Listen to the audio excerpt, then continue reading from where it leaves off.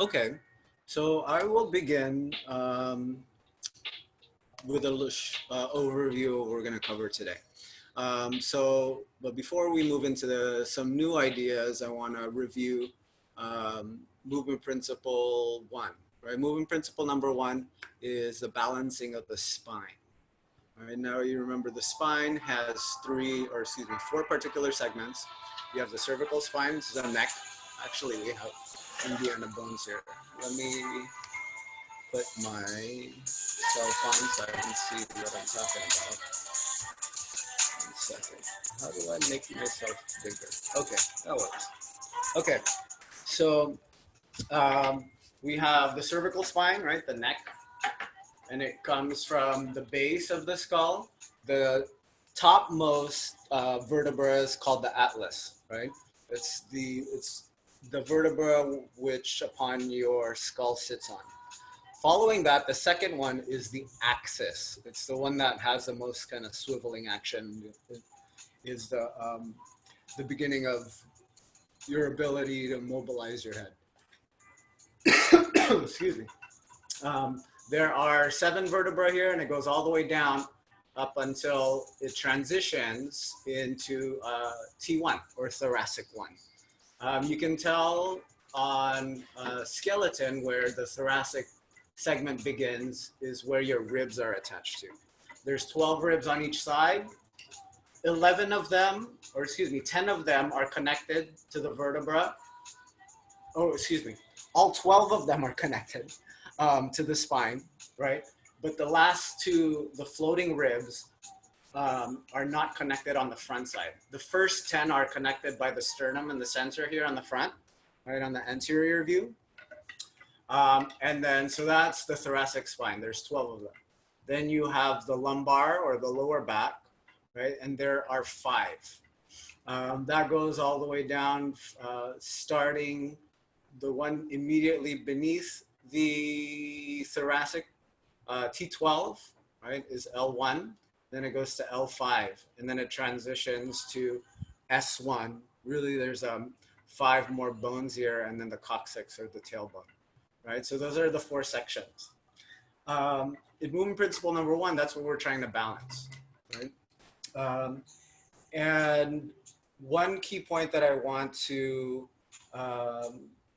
touch bases on or remind everybody of is that when the spine is balanced, right, at least in the sagittal plane, in the front and back, actually in all sides, right, side to side, front and back, and in rotation, is where you will feel the breath most fully and freely, right? And to illustrate that point, 2 weeks ago, we scrunched ourselves up in a little ball and we tried to inhale, right? So when we're in a flex position,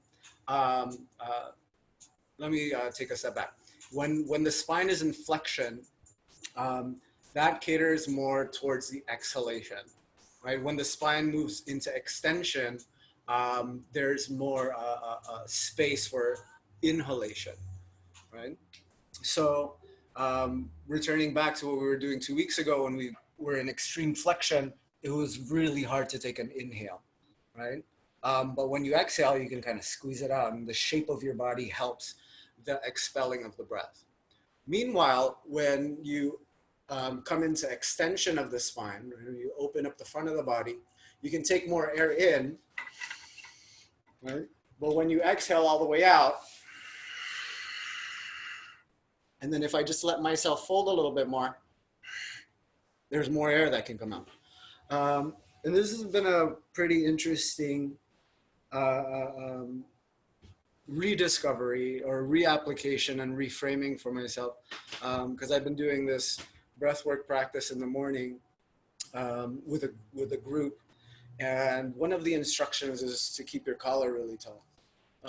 And we were doing it every day, and I was noticing after like 4 or 5 days, I was like, we were being instructed to hold our breaths, right, as long as we can.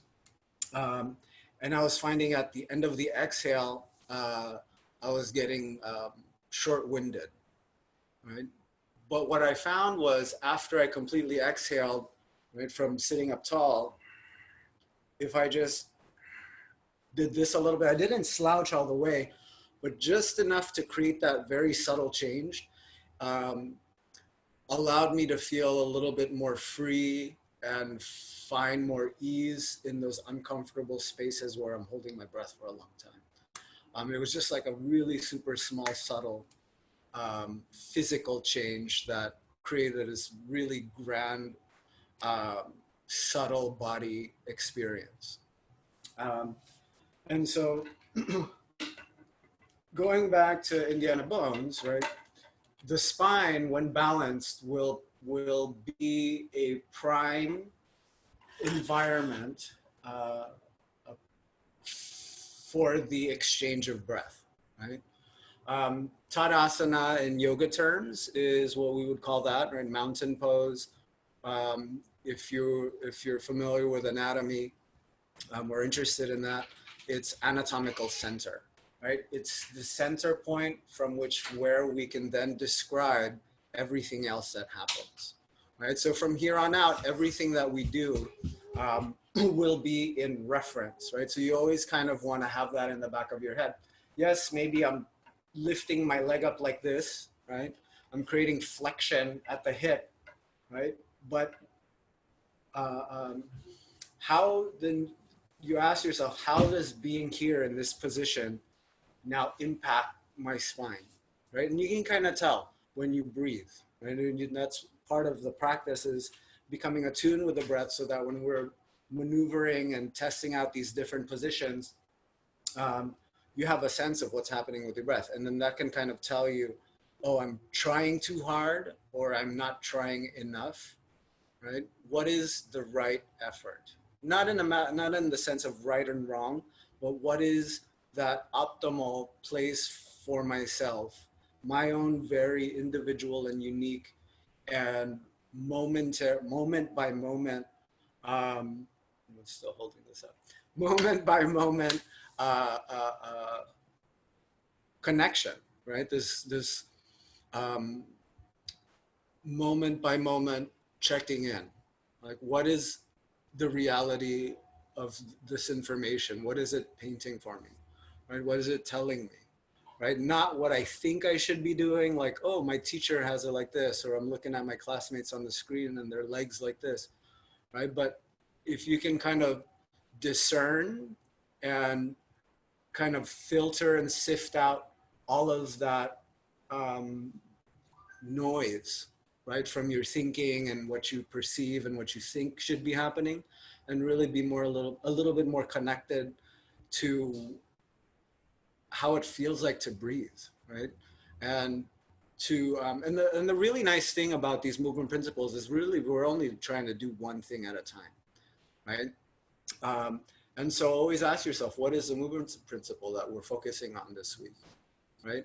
The bedrock of it is movement principle 1, but you know, um, maybe this flexion in the hip is what we're working with.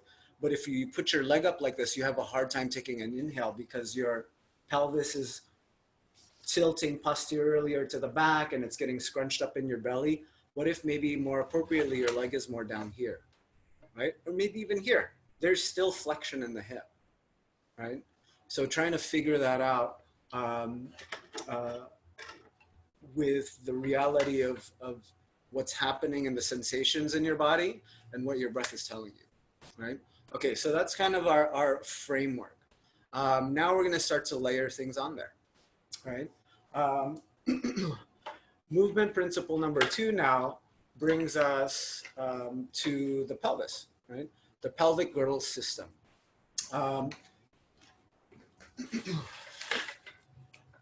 And like in the beginning of every journey, it's a good idea to kind of get a sense of the lay of the land, right? It doesn't necessarily, you pull out your map and you get a sense of what direction you're going in, right? Now we have a sense of where we are in this moment. Now we're going to go down that road and be like, okay, I'm trying to go from here to here, then I got to go that direction, okay? And part of kind of trying to figure out those routes is getting a sense of, do I need to take a freeway? Do I need to take a highway? Do I need to take a ferry? What kind of mode of transportation? Am I gonna fly? Am I gonna walk? Am I gonna run? Am I gonna ride on a donkey? Right. So here's the what the pelvis looks like when we're referring to that. Right. There's three particular bones that I want to highlight. Right. You have, of course, the pelvic bones, right? The hip bones, right? So you have those pelvic bones. Write that down. There's one. Number two. Second one is you have the femurs, right? It's the longest bone in your whole body, your thigh bone, right? So femurs. And then lastly, we have the sacrum, right? Right down the center, right? So you have the sacrum. Okay, so the pelvic girdle system, when we're talking about the pelvic girdle, you have the two pubic bones, or not pubic, pelvic bones, the sacrum in the center, and then you have these thigh bones, right, that act as like columns that prop your hips up, basically, right? And then now, let's talk a little bit about types of joints. I want to highlight three major ones. There's more than that, but three ones that really impact and will greatly inform our understanding. Right? It impacts gross movement, like big bodily movements. Right? The first one are compressive joints. Actually, before I continue going, are there any questions from anybody? You can raise your hand or just unmute yourself. You're welcome to do that. Maybe I'll skip this closer. No. No, everybody's good. Okay, so can people see my board? All right. Okay. So, so we have the pelvic girdle, right? We have the pelvis, the pelvic bones, the femur, the thigh bones, and the sacrum. Three specific types of joints I want to highlight is a compressive joint. And what does the compressing joints do? What are the compressing joints? We'll get into that. I'll say all three first, and then I'll give examples of them. Compressive joints, hinge. Okay. And last is ball and socket.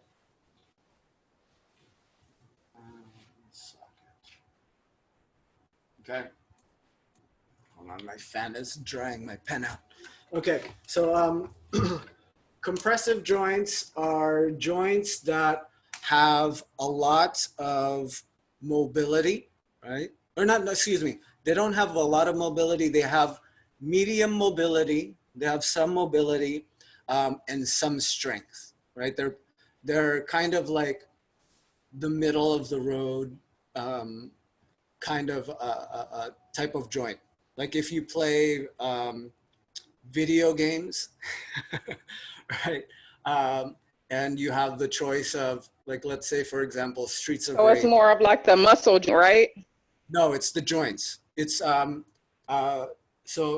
these are the spaces that connect the bones, right? Whether it's connected by muscle, ligaments, and tendons.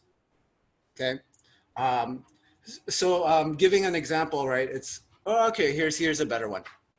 If you play Smash Brothers, kind of the middle of the road kind of character would be like Mario, right? He's not particularly good at anything, but he's also not like terrible at anything. He's just kind of like a good basic character to have, right? And an example of that is the spine, right? There's some limited flexibility. There's some flexibility, and then there's also some strength, right? So it's kind of a good balance between strength and stability versus range of motion and flexibility, okay? So there's flexibility versus strength. And then a hinge joint, right, can only move in one direction, or excuse me, two directions. right? An example of a hinge, just like how it sounds like a hinge on a door, it opens and closes the door, is the elbows and the knees, right? It can only bend one way. Well, my guy doesn't want to bend at the elbow. But basically it bends like this, right? And goes like that. It's a hinge. It goes forward and back. The knee, right? Bends, straightens, bends, straightens. And that's a hinge, okay? And then lastly, ball and socket, right? Kind of exactly what it sounds like. It has a little pocket section and then there's a ball segment. And then within that, it can move around a lot, right? And move around a lot.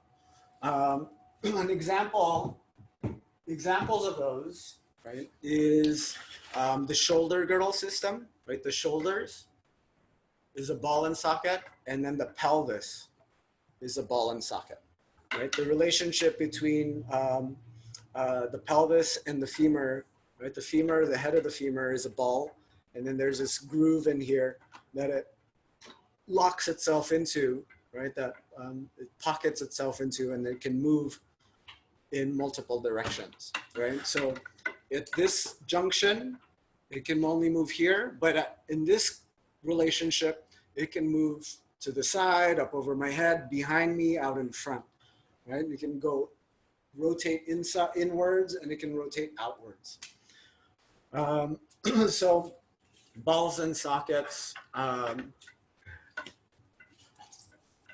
So you have compression, hinge, and ball and socket, okay? And then now from here, we're going to discuss the three axes, or axis? Axi? Does anybody know? Axis? Axes? Axis? Axis. And so I pulled the audience. It's axis is plural of axes. So the axis, right? So planes of movement. You can think of it as calculus, I suppose, when you have a three-dimensional model, or physics, right? You have your X and Y axis, and then now you also have a Z. The three planes is going to be sagittal. That's one. Sagittal. Two is now coronal, also referred to as frontal. And then you have the transverse. Okay, so the sagittal is, you can think of these lines on the body, right? You can map it out on the body. The sagittal bisects the body from the head down to the center of the feet, front to back, right? So it cuts the body like this, right? So far, we've been working on the sagittal plane when it comes to the spine, right? The front and back. And the line that it travels on is the two directions that you can move in, right? So now that is what? The y-axis? Is that right? The y-axis is the vertical one? I think that's right. Yeah, that's right, right? Yeah. Okay, cool. Yeah, it is. So you can think of this as the y-axis, okay? And then now the coronal plane, right? The coronal plane bisects the body this way, from the side of the body, right? And the directions that you can move is just side to side. All right, so you can kind of think of that, I suppose, as your x-axis, right? Is that right? They're still both vertical lines. I'm confusing myself with this algebra stuff. Okay, so basically it cuts the body from the side, right? And the movement possible on it is just a side-to-side action. Okay, and then now you have the z, or maybe that's the z. And then your x-axis is a transverse. It bisects the body down the center this way. And the type of movement that you could do with that is moving in towards it, right? Internal rotation, or moving away from it, external rotation. Transverse, okay? So putting these two now together, right? We have the compressive joint, right? The compressive can move in how many directions, do you think? One of the planes, two of the planes, or all three of the planes? All three. The compressive joint can move in all three directions, right? So this can move in three directions. This is 3D. What about a hinge or all three planes? We'll say three planes.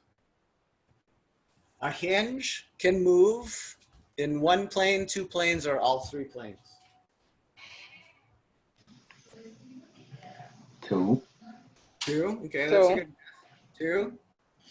Anybody else? One. One. It's 50-50 at that point. It can move on one plane, right? It just moves on one plane. What about now the ball and socket? How many planes can that move in? Three. Many ways. Three. Yes. Three. Move in all three planes. Okay. Good. So we went over mobility and their stability. Okay, so then now we have to learn, we're going to learn about describing these directions, right? Now we have the roads, right? Now we have to figure out, okay, do we go straight or we go backwards? Do we make a left or we make a right? Do we have to do a 40-degree turn, right? Or a 60-degree turn to the left? Whatever it is, right? So now we're looking at the roads, right? And the possible different roads that we're going on. Now we're going to build a language to say left or right, forward and back, up and down, turn, right? Okay, so on the sagittal plane, the directions that it can go is, anybody know?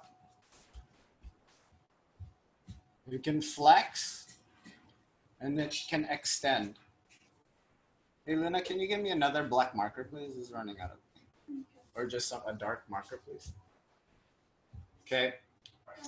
So on the sagittal plane, right, it cuts you in the front. An example of that, thank you.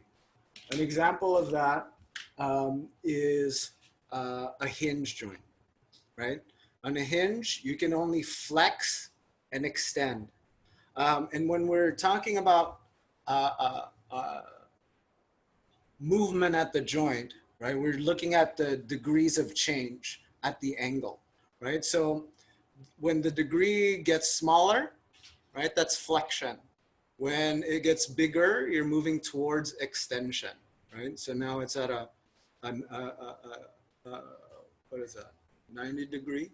No, that's not 90, 180, right? This is 180, 90, and it gets more and more acute. So on the sagittal plane, you can flex and you can extend.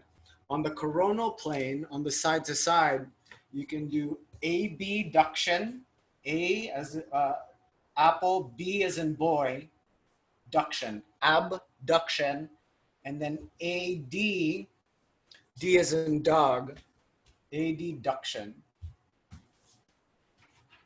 Okay. And then looking at Indiana bones, that road leads from side to side, right? Also known as the frontal plane. So here, abduction would be when you bring your arm out to the side. AB, getting abducted, right? Moving away from the midline. So if this would be the midline, the angle is getting bigger, right? It's getting bigger. So abduction all the way up. When you're bringing it back to the midline, right? Minimizing this angle till it's all the way back down to the side, that is adduction, adduction. You're adding it back to the center. AB like abduction, or like you're being abducted, right, by aliens. And then adduction when you're adding it back to the midline. Okay. And then finally, bringing us into our three-dimensional world, is the transverse, right? You can do internal rotation and external rotation, right? And balls and sockets and compression can do this, right? So the ball and socket taking the arm, for example, when here this relationship is externally rotating or moving away from the midline, right? And it's easiest to see when I have my thumb and I'm turning it this way, right? That's external rotation. It's not really the thumb, but it helps to kind of visualize what's happening. I'm externally rotating now,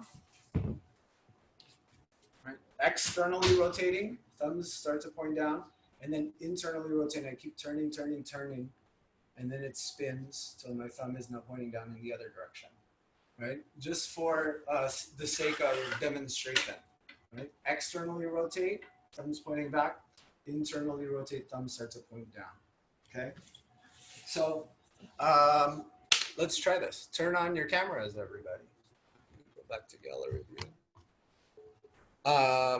And let's see if, let's put this to practice so that you can become familiar with it by using it, right? Okay. So now everybody here with your cameras on, let me see your elbows. Show me your elbows, everybody. There it is. Okay, cool. Now, at your elbow, extend your elbow. Extend your elbow. Awesome. Okay, now flex at your elbow. Cool. All right. Who else on there? Angela, pick a joint. Actually, let me do a couple. Let's do. I'll do a couple of them. Okay. So then now, show me now at your shoulder. Abduct your shoulder. Abduction.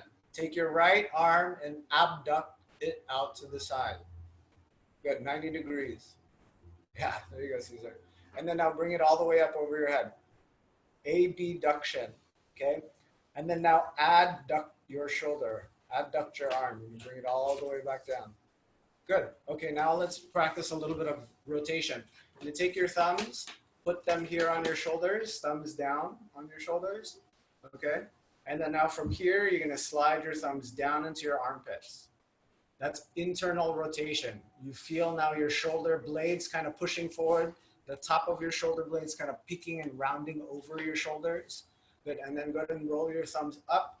Try to roll it all the way back like you're gonna touch your shoulder blades with your thumb. That's external rotation. Notice now and feel here, the bottom of your ribs popping forward, the tips of your shoulder blades pressing forward, right? And then your chest is just getting a little bit wider, right? So do that one more time. Internal rotation, external rotation. And the thumbs here and the arms out like this is really just for demonstration. What I want you to feel here is the relationship here in your shoulder. When the shoulder, when the humerus, right, or the upper arm bone starts moving, it has an impact on the shoulder blades, right? And they have a very direct relationship with each other. Okay, so then now everybody stand up, camera's on. Let's do Caesar. Pick a joint and ask us to move it.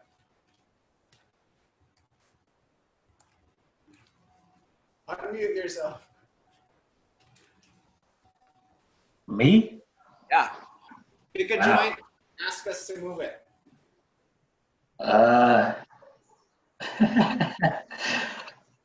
Elbow. How are you gonna do that? The elbow. Okay, what? How will you move it? How do we move it? What do you want to do? So you can, if you remember the anatomical directions, you can use them. But if you don't, you can just say straighten your elbow. What do you want us to do with our elbow? Bend it? Straighten it? Yeah, bend it. Anybody, what is this? What is this called at the elbow? That the capillaris or something like that? We're flexing at the elbow. Oh, And then yeah. let's straighten it. Now straighten it. Straighten it. Okay, now straighten. What's happening at the elbow? Extension. Extension. Extension. Awesome. Jonisha, you next. Pick something. The knees. The knees. Okay, what do you I want it to go up. go up? Okay. So it's flex up. Flex. You want it to flex. Okay, if I flex it. Like that or like that? Like the front or the back? Uh-huh. Well, okay, so that's the thing, right? Being very specific. If I'm at anatomical position and you ask me to just flex my knee, this is what it's going to look like. Now, if I, what else has happened? We're rotating. Yeah, okay. So if you're asking me to flex my right knee and we're in center, flexing my knee would just look like this. Now, if I did this, something else happened. Now here, describing this would be flexion at the hip. Flexion at the hip and flexion at the knee. Now everybody, leg up like this, extend your knee. Right, so now the knee is extended, but the hip remains in flexion. Okay, back to anatomical position. Now go ahead and take your right leg and just swing it behind you. Now your right leg is in extension, right? This right hip is in extension. What's happening at the knee? It's flexing. Nothing. Nothing happened to it. Or it's an extension. Okay, now if you extend here at your hip and bend your knee, what's happening at your hip and at your knee? What's happening now first at the knee? Flexion. The hip is now in an extension and the knee is in flexion. Cool. Okay, now everybody stand. Both feet underneath the hips. And then go ahead and now take your toes and then spin them all the way up, right? So kind of what you would imagine ballerina first position. Ballerina feet. Everybody do ballet? Okay, so then now here, where, the answer is rotation, but where is it happening? And the toes. I mean, we're not toes, but the feet, right? It's not the feet. Ankle. It's not the ankle. What can rotate? A ball and socket. Where The knee. this whole thing is it a ball and socket?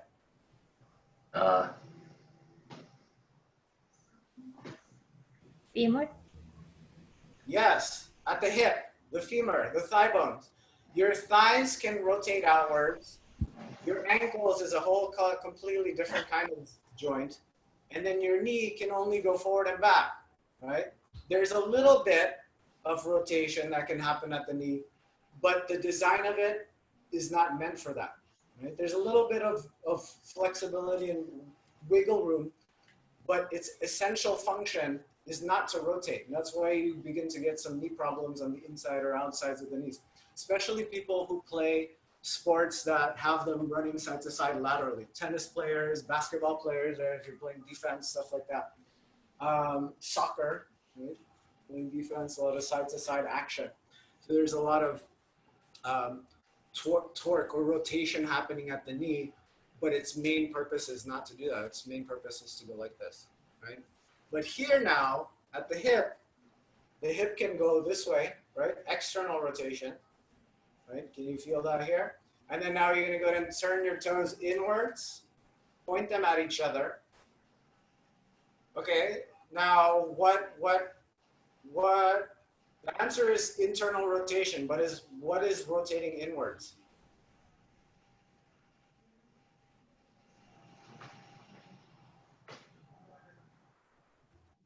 The knees are rotating inward, and your femur bone means the hip bone. The hip. The thigh is. The knee hasn't done anything. The knee has done nothing. The feet have done nothing.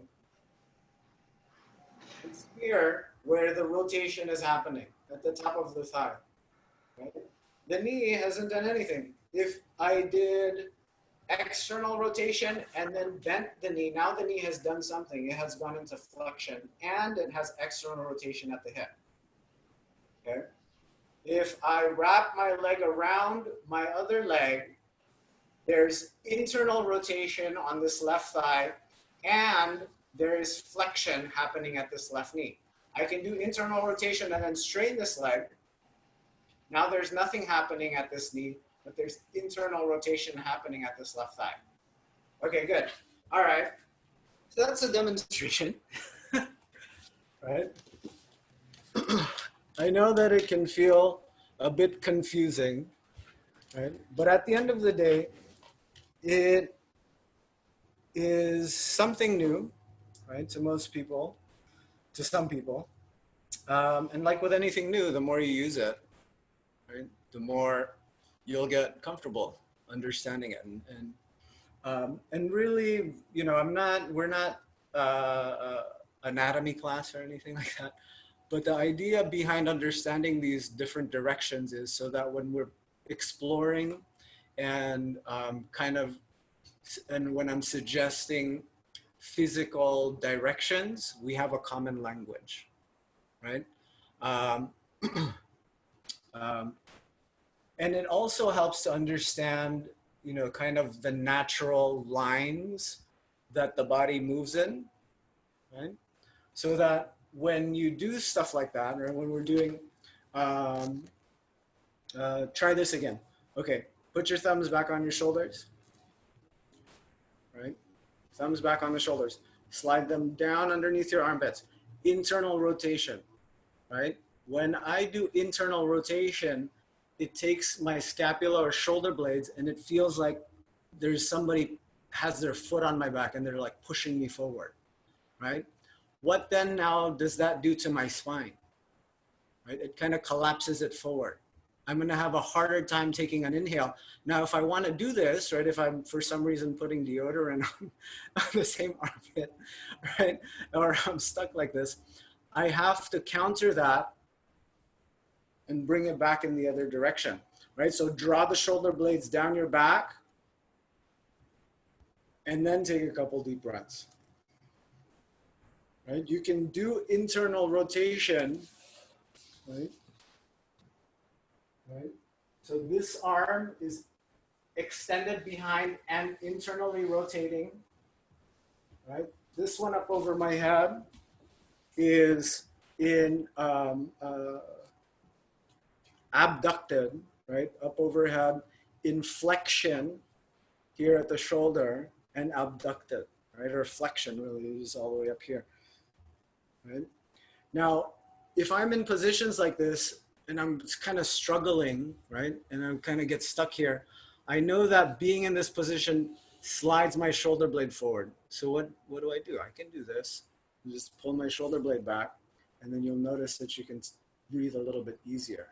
Right? Now, if you cannot get your shoulder blade back, maybe you just slide your hand out a little bit more, right?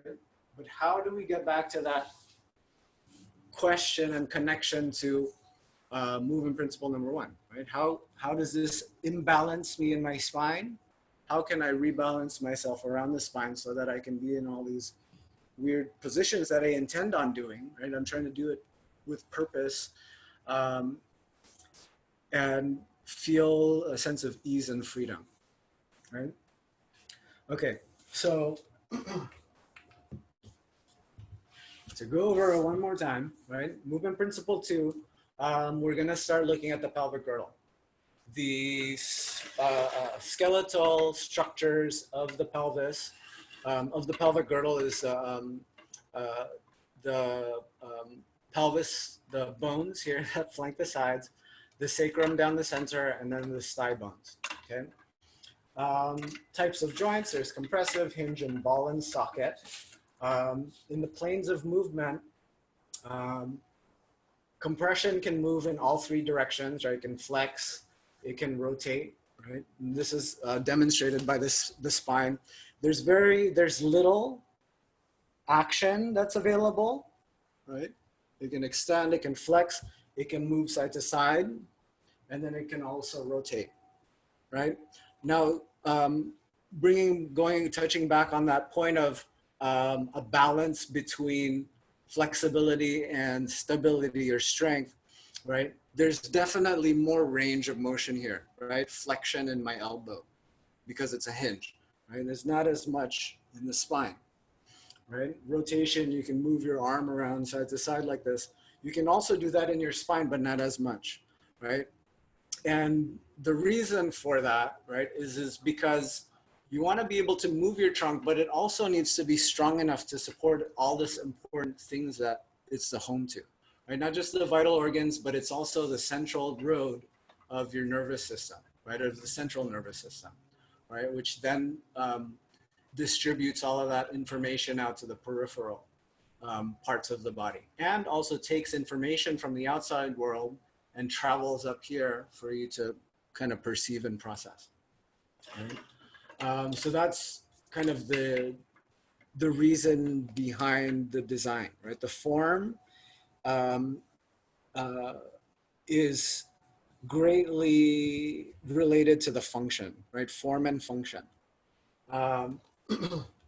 Now, across these different types of joints, right, there's certain roads that the joints can travel, right? Compression and ball and socket, or a hinge can only go, it only has one road, right? It can only flex and it can extend, right? It can only flex and extend. Flex and extend. This elbow doesn't work, this one does, right? Flex and extend. Across the ball and socket and the compressive, it can move across all three dimensions, or it has the freedom to move in all three planes, right? Across the sagittal plane, the coronal plane, and the transverse plane. Each of the planes bisect the body in a particular way. The sagittal plane goes front and back, right? And the movement allowed or possible in that on that road is flexion and extension, right? On the frontal or coronal side to side, it's abduction and adduction. AB, abduct, adduct, okay? And then on the transverse is internal and external rotation, or just rotation. Okay, so then now, this brings us to movement principle 2. Principle 2 is broken down into two segments, or excuse me, not two, three kind of subcategories, right? The first one, movement principle 2A, is the transverse, right? This internal, external rotation, this rotation plane. Movement principle 2B is on the coronal plane, right? Or the side-to-side abduction and adduction. And then lastly is multiplanar, multiple planes, moving across multiple planes, okay? But we're missing one plane. What plane are we missing? Anybody deduce which plane we didn't, is not directly referenced in principle 2? In principle 2? I see your eyes thinking, Caesar. Right, so we talked about 2A is transverse, right? So you got that rotation. Coronal is side to side abduction. And then 2C is multiple planes. One, two or three planes moving across all three of the planes all at the same time, right? We're missing the sagittal plane, or the front and back. Why do you think that is? Because we covered it already. We covered movement principle, we covered the sagittal plane when it comes to the pelvis in movement principle number 1, right? Physically, in a physical sense, pressing your thigh bones back, right? Taking this thigh and pushing the head of the femur back will make your pelvis kind of tip forward. My skeleton's stiff, right? So when I take my thighs and I push them back, it really pushes my butt back, right? Now, if I take my tailbone and tuck it and then do it too much, it thrusts my thighs back, and then it creates this kind of compressed feeling or elongated feeling on the front side, back side of the spine, and then this compressed feeling on the inside part of the spine, right? So that's the sagittal plane, the front and back. The physical cue is to push the thighs back and to press the tailbone into that kind of sandwiching and creating this calibration in the pelvis on the sagittal plane, right? So part of that is already addressed and beautifully experienced in movement principle number 1, right? A couple key things about when we're looking at the pelvis is the sacrum, right? Particularly in movement principle 2. The sacrum, as we had said earlier, is part of the pelvic girdle system, but it is also part of the spine. It is the base and foundation of the spine, right? So the sacrum, if anything, is the keystone to your entire skeletal structure, basically, right? If something like this is what is the center point of everything that is happening in your body, right?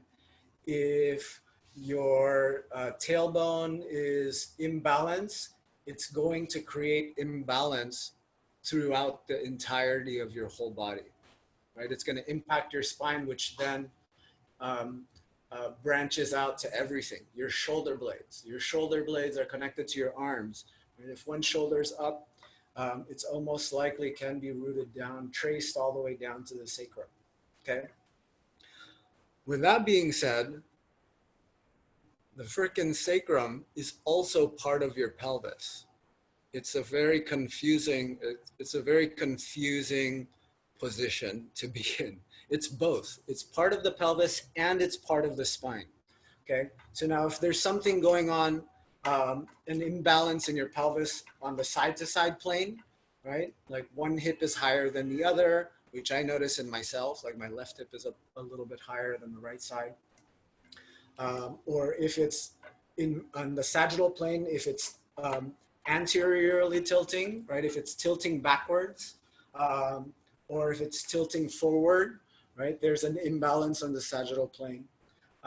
There can also be a little bit of torque, right? Or transverse rotation that's happening in the pelvis as well, right? If there's something going on with the hip bones, there is certainly something that's going to be happening to your sacrum, right? So the femurs, right, the thighs, if there's something happening here, you can probably trace it down somewhere in your knees, your ankles, your toes, something happening in your feet. Like the other day, and you probably noticed already too, right? Like if you stub your toe, like I've been trying to fix my garage these past couple of days, and I didn't even notice it, but I like scraped like the outside of my foot. Don't tell anybody, but I was fixing it in my slippers. I don't know why. I probably should wear shoes, that's why. I didn't even know until I was done. But so the thing is, right, I have this like cut on the side of my foot, and then once I started noticing it, it started kind of impacting the way that I walked, right? So it's not just the foot. When I feel that, it started to like crawl up my whole leg, and then it impacted my hips, right? And then if my hip is kind of wonked out to the side, it's gonna tilt the pelvis towards its strengths and weaknesses, and then it's also gonna start to crawl up your entire spine. So it's all connected, right? But the key to the whole body is what's happening here in your sacrum, right? And so, but the thing here, right, just like the hinge or ball and socket or even the compression, right, there's some pretty obvious and very like gross body movements, like obvious movements that you can see, right? But here in the sacrum and the iliac, right? This sacroiliac joint, there's very little movement possible, right? It's very super subtle. It's not as big as like lifting my arms up over my head and doing this and that with my elbow, right? It's super subtle. And it's takes a little bit, it takes a lot of kind of fine tuning and a lot of awareness and mindfulness to really move these sections of your body intentionally, right? But with that being said, there's a lot of movement possible in the thighs, right? So you can think of your thighs as the steering wheels for the pelvis, right? Across movement principle 2, right? Across A, B, and C, the thighs will be our focal point.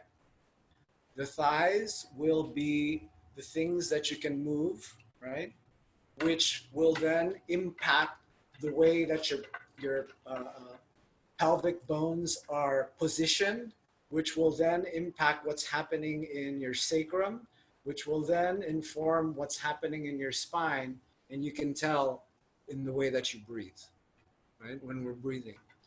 And the breath is a nice way to kind of calibrate that and get a sense of what's happening in what we're trying to do with our physical body. Okay, so to boil it all down, and then we'll try it out. Okay, we're gonna try out some yoga poses. The thighs can go into flexion, right? And it can go into extension. You bring the leg behind you. Okay. It can go to a lesser degree abduction, goes out to the side, right? And then it can adduct or adduct and come back to the midline. It can rotate outwards, like what we're doing with our toes, right? When the toes are pointing out, it's really nothing happened here, nothing happened here, everything happened right here. External rotation, okay? And then internal rotation when the toes turn inwards. Movement principle 2A will work with the transverse planes, particularly rotation, external rotation. 2B will be coronal, will be abduction and adduction, right? And then 2C is multiplanar. And that is best understood when we start doing twists, right? Because the hips will be both in flexion and then it's going to start turning. And it's just doing multiple things at the same time. And it's in the coronal plane because one side is going to be lifted and higher than the other, right? It's going to be pulled in one direction, lifted up into one side, and then either flexed and extended. It's like all three planes all at the same time. Cool. All right. What else did I want to say? So the biggest thing is the thighs. When we're working with what's happening here in the pelvis, we're going to work with the thighs. Oh, and what did I want to say? Last thing was when we were doing flexion and extension. So basically flexion, extension in the pelvis is when we've been pressing our thighs back, right? My butt started to stick back. When I took my sacrum and pushed it forward, right, that created flexion in the lower back. It began to create this posterior tilt of the pelvis, which then yanked the sacrum along with it. It started to flex, and then this part of your lower back started to flex, and then everything just starts to flex if you're not intentionally trying to do something else, right, to balance it back out. Okay, I think that's a lot. Cool. We'll continue getting into a lot more physical stuff and exploring stuff, but this was our first day just moving into movement principle 2. And now let's try it out, right? Movement principle 2A. 2A is transverse, right? So the effort will be when one leg is externally rotating, right? When this thigh is spinning outwards, that's the effort. And then the return here, because this leg is externally rotating, it's taking my right hip and spinning it with it, right? So if my hip just spun with it, nothing really happened to this hip because this whole thing just moved, right? So if I have external rotation in one side and this hip is getting dragged that way, the return would be to take this right thigh bone and then push it back in space. Now I have true external rotation here, right? An easy way to think about this is, okay, if I told you to put distance between your right fist and left fist, right? And if the right fist started moving and the left hand moved with it, what net change has there been? Nothing, right? Nothing has changed. Now, if I fix one side and then I move the other, now there's a true stretch, right? Or a true change that's happening, right? So that's a really cool thing to start to explore and test on yourself in your body, right? When you're like, oh, I want to stretch my inner groin, right? But if I try to move my leg this way and then my whole hip just moved, then I'm really not stretching anything. Something else has moved, right? So if you really want to be specific about what you're stretching, and this is a really great lesson that Movement Principle 2 gives us, is to be more precise and very specific about what it is you're, at least on the physical level, what it is you're trying to do with your physical body, right? Let alone how that applies to life in general. Okay, we have